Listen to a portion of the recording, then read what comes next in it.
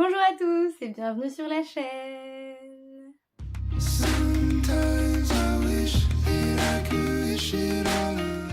Aujourd'hui, on se retrouve pour des recommandations de livres parfaits pour l'hiver, soit parce qu'il y a un lien avec l'hiver en lui-même, parce qu'il y a de la neige, il fait froid ou tout ça, ou parce que c'est des livres aussi cocooning, enfin il y a une ambiance qui correspond bien à la période hivernale où on a envie de s'emmitoufler dans un plaid, dans une couverture et de lire un bon livre au coin du feu.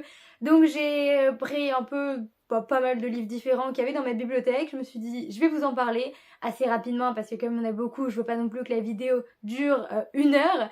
Donc on va y aller tout de suite. Et on commence avec 2 recueils de poésie contemporaine, celui de Toscanori qui s'appelle La force de vivre et celui de Pauline Bilisari qui s'appelle Ma maison en fleurs. Là je vous montre celui-là mais elles en ont écrit plusieurs donc vous pouvez très bien aller voir tous leurs recueils de poèmes. Poésie contemporaine, c'est-à-dire de la poésie en vers libre, enfin c'est un format très particulier mais c'est vraiment juste magnifique.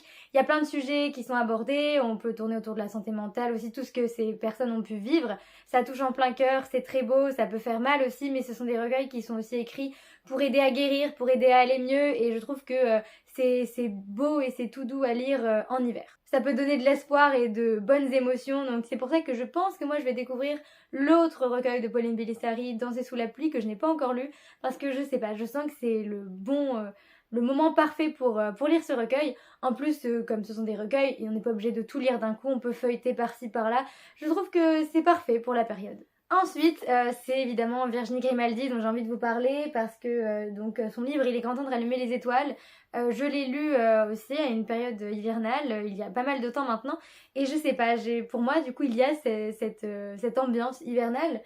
On est sur une histoire de famille ici parce qu'on a la mère Anna qui a 37 ans, qui croule sous le travail et les relances des huissiers, et elle a ses filles qu'elle ne croise qu'au petit déjeuner. Il y a vraiment une relation qui est un peu distendue entre les 3 membres de cette famille. La vie d'Anna défile, elle l'observe depuis la bulle dans laquelle elle s'est enfermée. Chloé, elle a 17 ans, c'est la plus grande, elle a renoncé à ses rêves pour aider sa mère. Lily, elle a 12 ans, elle n'aime pas trop les gens, elle préfère son rat qui elle a donné le nom de son père, parce qu'il a quitté le navire. Et un jour, Anna va apprendre que ses filles vont mal et elle va se dire qu'elle doit faire quelque chose. Alors elle les embarque dans un périple en camping-car direction la Scandinavie, avec comme idée, si on ne peut revenir en arrière, on peut choisir un autre chemin. Et donc c'est un roman vraiment magnifique qui aborde donc encore une fois plein de sujets, mais sur la famille, qui est très beau, plein d'émotions aussi, très riche et très profond. Je l'ai vraiment adoré, c'est un de mes plus gros coups de cœur de Virginie Grimaldi parce que aussi je pense que c'est le premier que j'ai lu. Je sais pas, il m'a vraiment fait un effet, et comme ils sont en Scandinavie, il y a aussi, je pensais aussi pour ça à la période hivernale, parce qu'on a des aurores boréales, enfin c'était juste magique. Et je vous recommande vraiment ce livre qui apporte plein de belles ondes aussi, de bonnes ondes pour l'hiver. Ensuite, pour vous recommander de la jeunesse, j'ai la saga Les filles au chocolat de Cathy Cassidy, donc là le premier tome Cœur cerise. Il y en a plein, mais ça se lit très vite et c'est surtout aussi une saga qui fait du bien. On suit ici Cherry qui apprend qu'elle va aller vivre dans un autre pays parce que son père veut aller habiter avec la femme qu'il aime, qui s'appelle Charlotte. Donc elle va suivre son père là-bas. Bon, elle est plutôt contente de déménager, de découvrir autre chose. Le problème, c'est que cette femme, Charlotte, a déjà des enfants, plusieurs filles. Une grande qui s'appelle Oné, les 2 jumelles Sky et Summer, et la plus petite qui s'appelle Coco. Et tout va bien se passer, sauf que Cherry ne s'entend pas du tout avec Oné, et en plus, Cherry va tomber amoureuse du petit copain de sa demi-sœur, donc de Oné, et ça va poser des problèmes évidemment. C'est une saga que j'aime beaucoup parce que chaque tome c'est le point de vue d'une des sœurs, et donc en même temps on aborde des thématiques très différentes parce qu'elles sont confrontées à des problèmes différents, mais c'est un peu une saga universelle qui parle de beaucoup de choses, de l'adolescence, mais c'est de la famille, de l'amitié, de l'amour, et c'est vraiment aussi très riche, et ça se lit très très facilement, très vite, et je sais pas comment expliquer, il y a vraiment aussi un côté cocooning, même si tous les tomes ne sont pas forcément faciles à lire, mais oui, c'est un peu nostalgique aussi, un peu la Madeleine de Proust, parce que c'est la saga de mon enfance, mon enfance, adolescence, vraiment c'est une saga très très chouette. Ensuite, j'ai envie de vous parler d'un graphique avec Médaliste. C'est un manga de Tsuru Maikada que j'ai découvert il n'y a pas si longtemps que ça, et qui en fait parle tout simplement de patinage artistique, et surtout donc d'une jeune fille qui s'appelle Inori qui a 11 ans, qui veut devenir une grande patineuse, même si personne ne croit en elle. Et à côté, on a Tsukasa, qui lui est un ancien athlète, qui a vu son rêve se briser après s'être consacré corps et âme à ce sport. On est plongé au Japon, qui est donc reconnu comme l'un des meilleurs pays au monde dans le domaine du patinage artistique. Et donc on va suivre ce duo assez particulier, parce que donc Tsukasa va aider Inori à devenir une grande patineuse tout simplement. J'ai vraiment adoré, c'est très prenant, très addictif. On voit tout le côté passionné en fait du patinage artistique et j'ai beaucoup aimé, c'est la façon de retranscrire les choses. Bon, il y a des moments où les réactions sont un peu exagérées, mais ça fait partie du manga, donc ça fait sourire. Mais c'est un beau duo qui se forme, ils sont très sympas à suivre ces personnages et on ne peut s'empêcher de s'attacher à eux. J'ai vraiment beaucoup aimé et j'ai trop envie de lire la suite parce que c'est une belle aventure qui commence, qui se lit très vite et qui transporte. Encore un graphique, mais ici c'est tout autre chose parce qu'on part dans les histoires d'amour, parce que oui, pour être aussi bien en hiver, faut lire aussi des belles histoires d'amour qui font du bien. Et donc la première que je vous recommande, c'est Heartstopper de Alice Oseman, roman graphique qui raconte l'histoire d'amour entre Nick et Charlie, deux garçons qui vont se rencontrer et tout doucement tomber amoureux. Mais ce n'est pas que ça, Heartstopper, bon, ça peut être aussi une série donc, de romans graphiques qui fait mal, parce qu'on aborde des thèmes aussi compliqués avec la santé mentale, les troubles du comportement alimentaire, et bon après la sexualité en général. Mais donc c'est vraiment très intéressant, très riche, très profond, ça fait du bien et en même temps ça fait du mal, mais c'est quand même au fond de beaux messages qui sont transmis et on ne peut s'empêcher de sourire et d'être bien quand on lit cette saga, parce que c'est tout doux et puis c'est plein de justesse, plein de sensibilité, c'est plein de bienveillance et c'est ça qui est génial avec Heartstopper, c'est que c'est une des sagas mais les plus belles qui existent et qui méritent en fait tout le succès qu'il est possible d'avoir. Histoire d'amour, oui, mais cette fois-ci histoire d'amour française, parce que Cassandre Lambert a écrit Celle que je cherchais, qui a été un coup de cœur intersidéral. Je m'attendais pas en fait à aimer autant, je ne savais pas à quoi m'attendre, et ce livre, je ne vous explique pas à quel point je l'ai aimé, je vous en ai parlé dans une vidéo, mais en fait aucun mot ne sera assez fort pour vous exprimer mon amour pour ce roman, qui m'a détruite de l'intérieur, mais qui m'a aussi remplie de tellement d'émotions, c'était exceptionnel. Et donc là, histoire d'amour entre Noah et Armel. Noah, il a 18 ans, il vient de rentrer à la fac, il n'a pas d'aptitude sociale, il ne sait pas comment il va survivre à la fac de droit en plus. Crouler sous les devoirs, galérer financièrement, boire des litres de café, ne pas réussir à s'intégrer, c'est tout ce qu'il envisage. Jusqu'au jour où il va rencontrer Armel, qui n'a rien à voir avec lui. Elle est fêtarde, lunatique, insaisissable, tout ce que lui n'est pas, et le problème c'est qu'il va tomber amoureux d'elle. Et à ce moment-là, une grande aventure commence finalement. Encore une fois, c'est un roman difficile parce qu'on parle de maladie mentale, de pensée suicidaire et d'automutilation. Mais vous inquiétez pas, il y a aussi de bonnes choses. En fait, c'est un mélange entre oui, la gravité, sérieux, mais il y a aussi des moments qui font sourire, évidemment. Il y a plein de belles choses et en même temps, il y a cette histoire d'amour qui est juste sublime et qui je sais pas comment expliquer en fait. Ce livre, c'est tellement un livre unique qui est inoubliable et qui en fait est aussi tellement réaliste dans la manière dont il est écrit, dans la manière dont c'est fait. Les personnages, oui, c'est des ados, ils se posent des questions, on peut se retrouver en eux et c'était vraiment juste sublime d'avoir une telle histoire aussi riche, avec une plume aussi magnifique. J'ai vraiment été envoûtée par le travail de Cassandre Lambert, alors je vous recommande vraiment ce roman. Encore une histoire d'amour avec Et ils meurent tous les deux à la fin de Adam Silvera. Là, on change totalement d'univers, parce que dans cet univers, il existe une espèce d'organisation qui s'appelle Deathcast, qui annonce aux gens quand est-ce qu'ils vont mourir. Donc, à n'importe quel moment, tout le monde peut être appelé et on peut leur annoncer qu'ils vont mourir dans les prochaines 24 heures. Et donc là, on est le 5 septembre et Mathéo et Rufus, nos deux protagonistes, reçoivent cet appel, donc le funeste appel.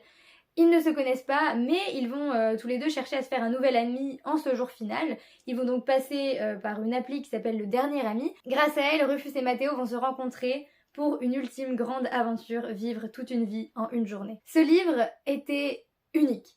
Il est sublime dans ses messages, dans la façon dont il est fait, dans sa construction, il est habilement mené, il est très beau, très poétique aussi, il apporte plein de réflexions sur la vie, sur la mort, sur plein de choses. Il est aussi envoûtant, captivant, il se lit très facilement, on est emporté dans cette journée que vont vivre ces deux personnages très différents mais très complémentaires qui, on peut le deviner, vont tomber bien sûr amoureux. Et évidemment, le titre annonce la couleur parce que c'est ça l'histoire, c'est qu'ils ont reçu un appel qui leur dit qu'ils vont mourir. Mais on ne peut s'empêcher de rester accroché à ce livre jusqu'au bout, pour les suivre jusqu'au bout en fait dans cette aventure. Et c'était magnifique, c'est vraiment un livre hors du temps, hors de l'espace, qui prend aux tripes, qui tient en haleine aussi, juste parce qu'il est beau et parce qu'il y a vraiment quelque chose de sublime en fait dans ce livre. Donc vous n'en ressortirez pas indemne, mais c'est très bien, il faut des livres comme ça. Ensuite, je vous propose de plonger dans des univers réconfortants, un peu plus jeunesse, qui ont des airs de contes de fées, avec d'abord Mémoire de la forêt de Michael Brun-Arnaud. Donc là, c'est le premier tome, donc les souvenirs de Ferdinand Taupe. Et là, on est sur une histoire qui se passe dans une forêt avec des animaux qui parlent. On a Archibald de Renard qui est un libraire, mais c'est une librairie assez particulière qu'il tient parce qu'en fait, chaque animal peut, s'il le veut, déposer le livre qu'il a écrit et espérer qu'un jour il soit acheté. Et tout va basculer le jour où Ferdinand Taupe, lui, va arriver pour récupérer son livre. Il cherche donc cet ouvrage dans lequel il a compilé ses mémoires pour se rappeler les choses qu'il a faites et les gens qu'il a aimés. Il n'existe qu'un seul exemplaire de ce livre. Il l'a déposé à la librairie. Sauf qu'un mystérieux client vient de partir avec. Archibald et Ferdinand vont donc se lancer sur ses traces en forêt, dans un périple à la frontière du rêve, des souvenirs et de la réalité, dans un monde tout doux qui fait rêver, avec tous ces animaux différents, ces belles rencontres. C'est un livre illustré, donc il y a de magnifiques illustrations. On est aussi beaucoup sur tout ce qui est pâtisserie, enfin il y a vraiment cette ambiance-là, parce qu'ils vont... je vous dis, c'est tout doux, c'est beau. En même temps, il y a des thèmes très profonds qui sont abordés, je ne vous en dis pas plus. Mais on parle donc de la maladie de l'oubli-tout. Voilà, bon, vous pouvez deviner du coup, je pense. Donc cette maladie qui touche Ferdinand. Et c'est vraiment aussi, comme c'est jeunesse, enfin on sent toute cette bienveillance, cette beauté, ce petit côté, ça fait rêver. Et j'ai vraiment adoré, il y a un tome 2, un tome 3, un tome 4, et en fait chaque tome c'est une saison.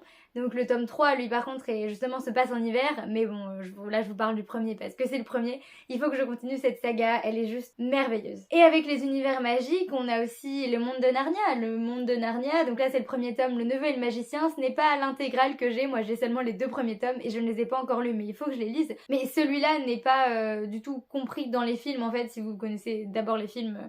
Lui se concentre sur une héroïne qui s'appelle Polly, qui trouve que la vie à Londres n'est pas très passionnante, jusqu'au jour où elle rencontre son nouveau voisin Diggory, qui vit avec sa mère malade et un vieil oncle assez original, qui va forcer les 2 enfants à essayer des baguettes magiques qui vont les transporter dans un monde inconnu. À ce moment-là va commencer la plus extraordinaire des aventures. Donc on sent, voilà, c'est un petit livre, un livre court, un livre jeunesse, on sent la magie qui se dégage, ça peut être une aventure vraiment très chouette à dévorer, qui annonce du coup après les autres tomes. Je ne sais pas comment en fait à quoi la saga ressemble parce que moi je n'ai vu que les films, mais ça donne très envie, j'ai très envie de le lire aussi. Mais voilà, je vous le recommande parce que c'est encore le genre de saga qui fait du bien, qui replonge en enfance. On continue avec tout ce qui est conte, tout ce qui est magie, avec justement Le Pays des Contes de Chris Colfer. Donc c'est le premier tome, là aussi c'est une saga. J'ai lu que le premier tome, mais ça date un peu, donc je me souviens plus trop de ce que j'avais pensé, mais je pense que j'avais bien aimé. En tout cas, c'est un livre jeunesse, mais qui peut plaire à beaucoup de monde, je pense, même si ça reste assez simple. Et ici on est sur aussi des réécritures de contes, puisque on est au Pays des Contes, sauf que dans ce pays, rien n'est comme on l'imagine, puisque Boucle d'Or, c'est une criminelle, Blanche-Neige, elle dissimule un lourd secret, et le petit chaperon rouge n'a même plus peur du loup. Nos 2 personnages, ce sont Alex et Connor, qui sont projetés dans cet univers par un grimoire magique, et pour rentrer chez eux, ils doivent rassembler 8 objets magiques, ils n'ont pas le choix, et ils doivent faire ça en évitant les foudres de la méchante reine, car cette dernière a un plan machiavélique qui pourrait bien les enfermer dans ce monde à tout jamais. Donc encore une fois, vous voyez, vous imaginez ce qu'on peut trouver à l'intérieur. Encore une saga qui, je pense, se lit très vite. En tout cas, ce premier tome doit être très fluide et très agréable à lire. Comme je vous le dis, je n'ai pas de souvenirs très précis parce que ça fait longtemps. Mais ça donne envie de s'y replonger quand je vous en parle parce que je ressens moi aussi cette envie de plonger dans des univers qui font du bien, qui réconfortent et qui sont juste magiques. On termine avec les contes, mais cette fois-ci on parle de réécriture de Disney, vraiment Disney, le dessin animé Disney, parce que là on est sur les Twisted Tales, en tout cas un Twisted Tale qui sont des réécritures de Disney. Et là c'est une réécriture de La Reine des Neiges, donc le dessin animé tout simplement. Et en fait on part de l'idée que et si Anna et Elsa ne s'étaient jamais rencontrées et si elles ne se voilà, elles ne se connaissaient pas. Et donc c'est Jen Calonita qui a écrit celui-là, et il y en a d'autres avec pratiquement tous les Disney, je ne les ai pas encore tous lus parce qu'il y en a beaucoup, mais celui-là j'ai trop envie de le lire, je l'ai pas encore lu non plus, mais j'ai trop envie de le lire là cet hiver parce que c'est la Reine des Neiges, donc l'hiver, bon ça tombe sous le sens évidemment. Et donc ici en fait on suit Elsa, on est du point de vue d'Elsa qui est une jeune princesse pleine d'espoir, promise au trône d'Arendelle, mais qui a toujours vécu avec ce sentiment de manque en elle, elle ne sait pas trop pourquoi, elle a toujours ressenti qu'il lui manquait quelque chose. Et encore une fois, l'aventure va commencer lorsque ses parents vont mourir. Mais à ce moment-là, Elsa va devoir trouver des réponses à ces questions assez rapidement. Des mystérieux pouvoirs vont se manifester, il va avoir des bribes de souvenirs qui vont remonter, des souvenirs qui proviennent de son enfance dans lesquels elle voit une jeune fille qui lui semble trop familière et donc elle se demande qui est cette personne. Elle va donc alors vouloir combler ce vide qu'elle a toujours senti en elle et elle va se mettre en marche et entamer un voyage à travers le royaume de glace pour retrouver la princesse disparue. Donc cette jeune fille qu'elle voit dans ses souvenirs, cette jeune fille on imagine évidemment que c'est Anna. Donc voilà, ça, je me demande à quoi ça va ressembler en fait. Je ne sais pas du tout à quoi m'attendre avec ce récit, mais j'ai très envie de le lire, très hâte, puisque j'adore la Reine des Neiges. Donc en même temps, je vous le recommande parce que comme je vous le dis, la Reine des Neiges, c'est vraiment le dessin animé parfait pour l'hiver. On peut laisser de côté la magie un instant et plonger dans ce qui est thriller parce que vous aimez peut-être lire des thrillers plutôt en hiver. En tout cas, celui-là, il est parfait. C'est The Good Girls de Claire Elisa Bartlett que j'ai lu il y a pas longtemps, je vous en ai parlé, je crois. Et en fait, donc ici, il y a eu un meurtre, le meurtre d'Emma Baines, et 3 filles de sa classe vont être propulsées en haut de la liste des suspects. Il y a Claude, la fêtarde, Avril, la cheerleader, et Gwen qui ferait tout pour une bonne note. Que ça leur plaise ou non, chacune d'entre elles a une étiquette qui lui colle à la peau. Et Emma, c'était la gentille fille, donc tout le monde se demande ce qui a pu lui arriver. Mais les apparences sont parfois trompeuses et la vérité sur ce qui est réellement arrivé se trouve peut-être sous le nez de tout le monde. Le compte à rebours a commencé, les secrets les plus enfouis doivent être déterrés avant qu'une autre gentille fille ne perde la vie. Et donc c'est sur ce résumé assez mystérieux, assez intriguant qu'on nous laisse. Et ce thriller était vraiment incroyable. Si je vous le recommande aussi pour l'hiver, c'est parce qu'on est en hiver. Je sais que il y a de la neige, il y a le froid, donc c'est ça qui m'a marqué aussi. Donc au niveau de l'ambiance qui est vraiment très immersive, on est vraiment plongé dans dans cette ville pleine de tensions à cause de ce meurtre qu'il y a eu et puis cette enquête qui capte l'attention de tout le monde et des personnages aussi très différents. On a un format assez spécial aussi parce que on a en fait les policiers qui interrogent nos personnages et en même temps on a des retours en arrière parce qu'on découvre ce qui s'est passé avant, etc. et après. Mais c'est très simple à suivre, franchement, j'ai vraiment adoré le rythme. Et surtout, les révélations, les rebondissements, je m'attendais pas forcément à tout ça. Enfin, c'était vraiment très prenant, haletant et un thriller, mais qui m'a tenu en haleine et que je vous recommande vraiment parce que lui, c'est vraiment le thriller qu'on lit d'un coup, qu'on dévore, emmitouflé avec le vent dehors et la neige qui tombe. Je sais pas, je le ressens vraiment comme ça avec cette ambiance. Donc, lisez The Good Girls, vous ne le regretterez pas. Un thriller plus sombre ici avec Avalanche Hotel de Nico Takian. Bon, là, c'est un thriller plus considéré comme adulte. Et lui, c'est clairement aussi parce que ça se passe en hiver, il fait froid, c'est glacial, que ce soit la température ou l'ambiance de l'histoire. Parce que donc on est en janvier 1980 et Joshua Oberson est agent de sécurité à l'Avalanche Hotel, qui est un sublime palace des Alpes suisses. Donc déjà vous voyez, la neige est partout, l'hiver est partout. Il enquête sur la disparition d'une jeune cliente et il ne peut écarter un sentiment d'étrangeté. Parce qu'il trouve que quelque chose cloche autour de lui, il en est sûr. Le barman, un géant taciturne, lui demande de le suivre dans la montagne, en pleine tempête de neige. Et à ce moment-là, Joshua a si froid qu'il perd connaissance et il revient à lui dans une chambre d'hôpital. Il a été pris dans une avalanche, il est resté inconscient pendant 2 jours et en fait nous ne sommes pas en 1980 mais en 2018. Et Joshua n'est pas agent de sécurité à l'Avalanche Hotel mais il est flic et l'Avalanche Hotel n'est plus qu'une carcasse vide depuis bien longtemps. Tout cela n'était qu'un rêve dû au coma. Un rêve? Vraiment? C'est en vous parlant de ce livre que je me rends compte que je n'ai absolument plus aucune idée de ce qui se passe. Et il peut se lire très vite parce qu'il est très court. Mais je me souviens que j'avais beaucoup aimé, en tout cas il y a un rythme aussi assez dynamique et surtout beaucoup de suspense et ça reste un thriller qui fait frissonner, qui encore une fois tient en haleine et qui amène de nombreuses questions. J'ai quand même un bon souvenir, je peux pas vous en dire plus mais le résumé il est très intriguant donc j'ai très envie de vite juste le relire. Donc voilà, si vous voulez frissonner un peu cet hiver, ce thriller est parfait. Le dernier que je vais vous présenter, c'est pas ma faute de Anne-Fleur Multon et Samantha Bailly. qui a vraiment été un coup de cœur quand je l'avais lu. Vraiment, j'ai été mais complètement chamboulée par ce récit qui est vraiment donc un thriller, mais un thriller, bon, pas du tout dans le même sens que les deux autres, parce qu'ici il n'y a pas eu de meurtre, pas du tout, mais il y a une célèbre youtubeuse qui va disparaître, qui s'appelle Lolita. Elle va disparaître de tous les réseaux sociaux et en fait on est ici sur le point de vue de Prudence qui elle est la plus grande fan de Lolita. Donc Lolita va disparaître et Prudence va se poser des questions. Et la seule chose qu'on a dans le résumé, c'est quel secret dissimule son image si parfaite. Et entre disparition et enquête, caméra et écran, mensonge et vérité, Prudence et Lolita dansent un ballet qui pourrait se révéler mortel. Bon, comme vous voyez, il y a beaucoup de tension quand même dans ce résumé, où il y a quelques petites menaces, une épée de Damoclès qui flotte autour de leur tête, on ne sait pas trop, mais je m'attendais pas du tout à ça et j'ai vraiment adoré ce livre qui est très très très très prenant, haletant et qui aborde beaucoup de choses autour des réseaux sociaux, des écrans, de la superficialité, tout ça. Et qui a aussi été très original parce qu'on a différents points de vue. Je n'en dis pas plus parce que moi-même j'étais surprise et il faut être surpris en lisant ce livre. C'est un récit qui est vraiment plus profond que ce qu'on peut penser, très très riche et qui se lit à une vitesse phénoménale. Vraiment, je ne pouvais pas lâcher ce roman. J'ai vraiment été prise dedans. Et les souvenirs sont quand même un peu flous parce que ça a fait longtemps que je l'ai lu, mais j'aurais qu'une envie, c'est le relire pour être de nouveau mais chamboulée par cette histoire qui mérite vraiment plus de succès parce qu'elle est vraiment incroyable.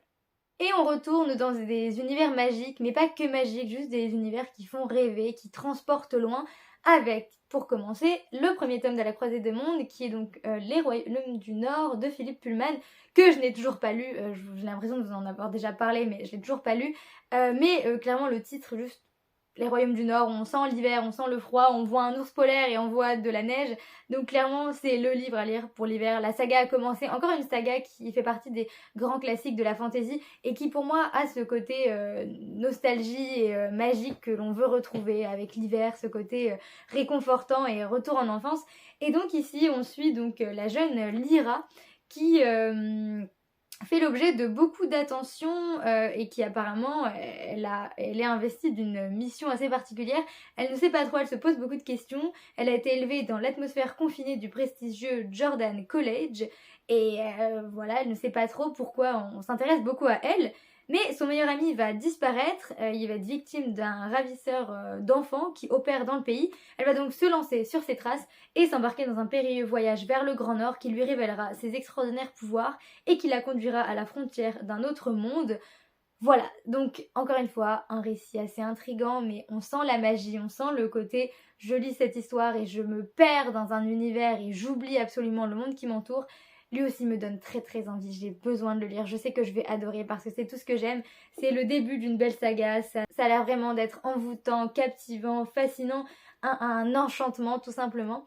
Donc si vous l'avez lu, je suis très contente pour vous parce que je suis sûre que c'est parfait pour la période. Et si vous l'avez lu, je suis très contente pour vous, j'ai très envie de vous rejoindre dans le groupe de ceux qui ont lu Philippe Pullman parce que je sais que c'est un très très grand auteur. Est-ce que vous aimez la mythologie? Je vous le demande parce que je vous recommande aussi Le Chant d'Achille de Madeline Miller qui est une réécriture de l'histoire de la guerre de Troie avec Achille et surtout Patrocle.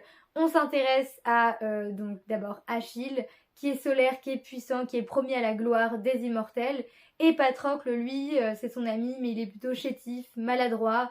Eux deux vont grandir côte à côte et un lien va se tisser entre ces deux êtres si dissemblables et tout va commencer avec la guerre de Troie, l'appel du roi Agamemnon, les jeunes princes vont se joindre au siège de Troie. La sagesse de l'un, la colère de l'autre pourrait bien faire dévier le cours de la guerre, au risque de faire mentir l'Olympe et ses oracles. Voilà pour ce résumé. Donc, réécriture de la guerre de Troie, je vous en dis pas plus, c'est encore une fois assez intriguant. Je ne peux pas trop vous en dire plus en fait, finalement. Je ne sais pas comment décrire ce livre. C'était un très très beau livre, une très très belle réécriture, aussi pleine d'émotions. J'ai adoré vraiment l'ambiance. C'est aussi très immersif, très prenant. On est vraiment plongé dans la mythologie. J'avais l'impression d'y être.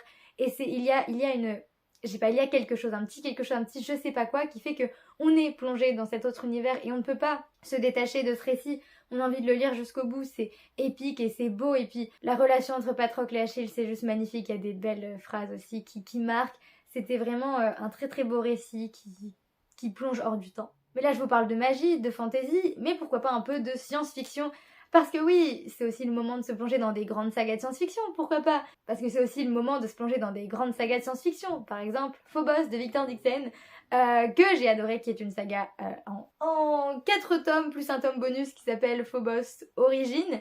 Et ici, encore, on parle d'écran et on parle de télé-réalité. On a 6 prétendantes, 6 prétendants, 6 minutes pour se rencontrer, l'éternité pour s'aimer. Ils veulent marquer l'histoire avec un grand H. Ils sont 6 filles et 6 garçons dans les 2 compartiments séparés d'un même vaisseau spatial. Ils ont 6 minutes chaque semaine pour se séduire et se choisir sous l'œil des caméras embarquées. Ils sont les prétendants du programme Genesis, l'émission de speed dating la plus folle de l'histoire, destinée à créer la première colonie humaine sur Mars. Notre héroïne, c'est Léonore. Elle est orpheline, elle a 18 ans, elle veut trouver l'amour avec un grand A. Elle est l'une des 6 élus. Elle a signé pour la gloire, elle a signé pour l'amour, elle a signé pour un aller sans retour. Et même si le rêve vire au cauchemar, il est trop tard pour regretter. Et cette saga, c'est tout. C'est une saga vraiment exceptionnelle qui vous tiendra en haleine et vous n'arriverez pas à vous détacher de tout ce qu'il se passe. Le rêve va virer au cauchemar, oui, bien sûr. Il va y avoir des rebondissements, des personnages très très attachants. Beaucoup d'action, du suspense. Oui, c'était très immersif encore une fois, très prenant, captivant, fascinant, très habilement mené, habilement construit, original dans la façon dont c'est construit, dans la façon dont c'est fait.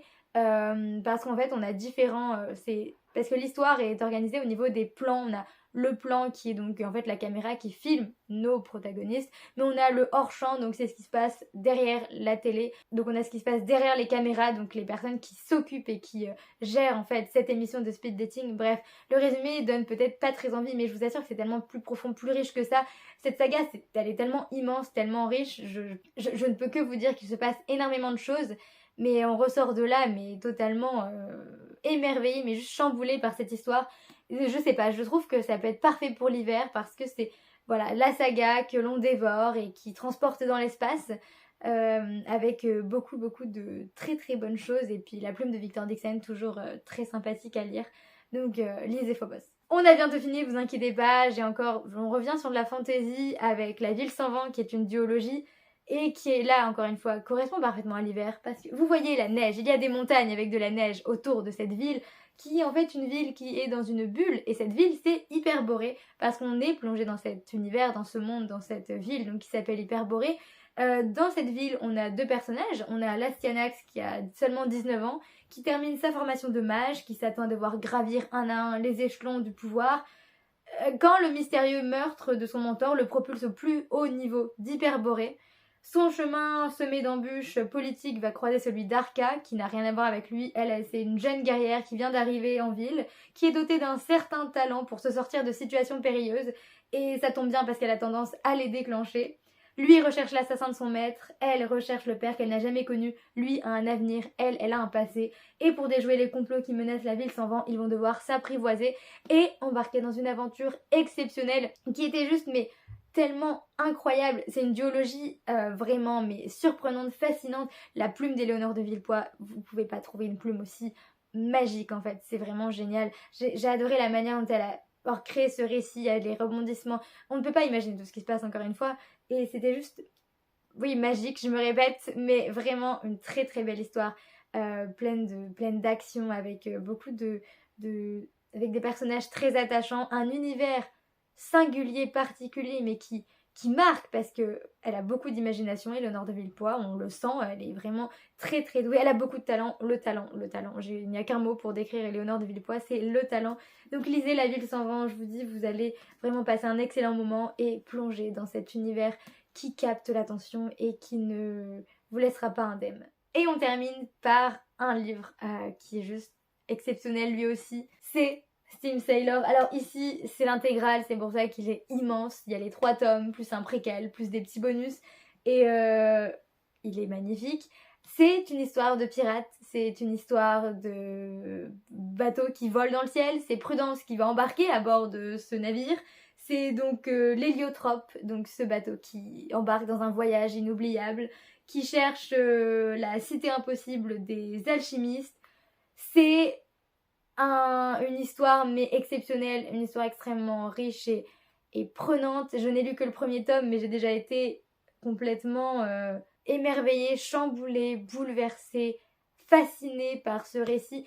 et surtout par la plume de l'autrice qui est complètement dingue, mais vraiment incroyable. Je n'arrive pas en fait à trouver les mots, mais c'est magique encore une fois, mais magique dans le sens où sa plume est tellement exceptionnelle qu'il n'y a pas de mots assez forts pour la qualifier. Et puis la façon dont elle raconte, on a différents points de vue aussi, on a plein de personnages, mais ça rend le récit, c'est vraiment le récit de fantasy qui me rappelle pourquoi j'aime la fantasy et qui me met vraiment dans un état d'excitation, mais immense, parce que c'était génial. Et je vous dis, des pirates, des personnages qui sont très bien construits, qui sont attachants.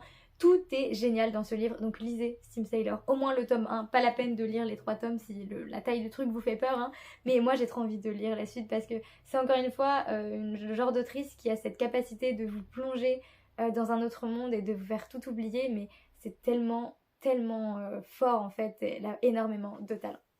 Bon bah voilà, on a fait le tour des livres parfaits pour l'hiver. J'espère que vous allez en découvrir ou j'espère que vous en avez déjà découvert. N'hésitez pas à me le dire en commentaire.